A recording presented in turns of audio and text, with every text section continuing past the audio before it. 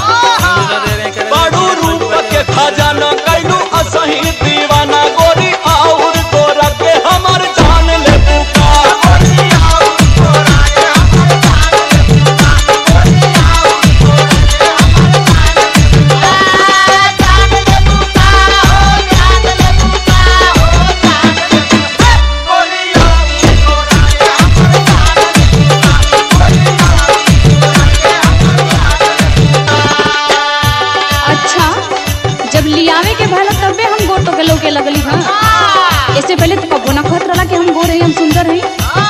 अरे तो ऐसा बटले बाड़ू तो कहे के कौन जरूरत बा। अच्छा कि कंजूसी ना करत रहा। अरे नहीं हो तोहर कसम।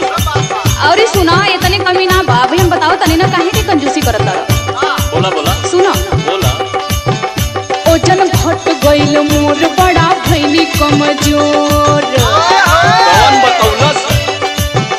ओजन घट गइल मोर बड़ा भइनी कमजोर। ले ले ऐता कोनो टानिक मोटाए वाला।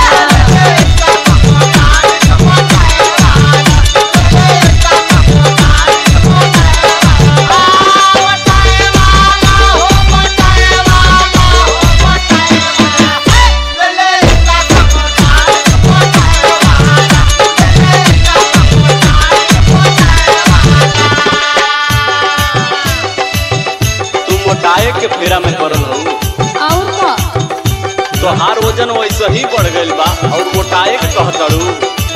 अरे तो हमरे चली ना जाता, देखो तारा ना गिर जाता ली। अरे तो उल्टे बतियावत हूँ, इतना मोटा गइल हो कि तोहरा से कैसे चल जाई। फैट बढ़ गइल बा तोहार, कंट्रोल करा। सुना है बात। बोला बाड़ू 70 के पार जो खवनी कई बार। हाँ भी है कहबा। बाड़ू 70 के पार जो खवनी कई बार। गोरी और मोटा के हमर जान लेबू।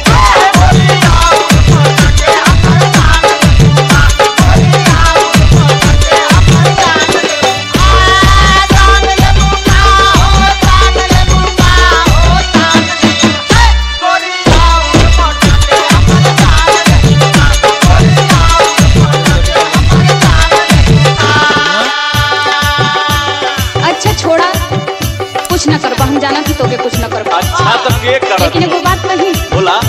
वो तो जरूरी कर दे बहा ना। अरे तो हम ही करतानी ना कि गांव जवार करत हो। एगो बतियाला मान भइल पायल पुरान। खर्चा बढ़ल तू। एगो बतियाला मान भइल पायल पुरान। पे जनिया ले ले छम छमाए